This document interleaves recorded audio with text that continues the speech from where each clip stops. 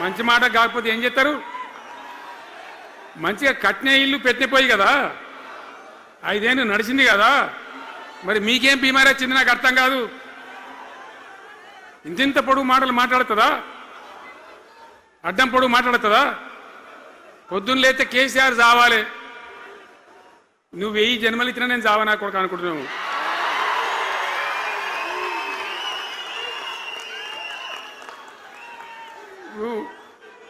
ఉట్టి మీద దాచిపెట్టింది, మన ఇళ్ళలో దాతారు కదా, ఏది ఉట్టి ఉట్టి అని ఉంటుంది. ఇప్పుడు మీకు తెలుసో లేదో కానీ ఇప్పుడు ఈ మధ్యలో ఫ్రిడ్జ్లు మోపిన మునుపు ఉట్టి అనేది ఉంటుండే. ఎండిపోయిన చేపలోకి నీ రొయ్యలో అవి ఉంటే వరుగులు ఉంటే దానిలో పెడుదురు. పిల్లికి అందదా ఉట్టి, కింద కూసుకొని శాపం పెడతా ఉంటుంది, తెగాలే పడాలి తెగాలే పడాలి. పిల్లి శాపానికి ఉట్టి తెగుతుందా? మరి ఈ విధవారు కేసీఆర్ చావాలంటే కేసీఆర్ దత్తడా?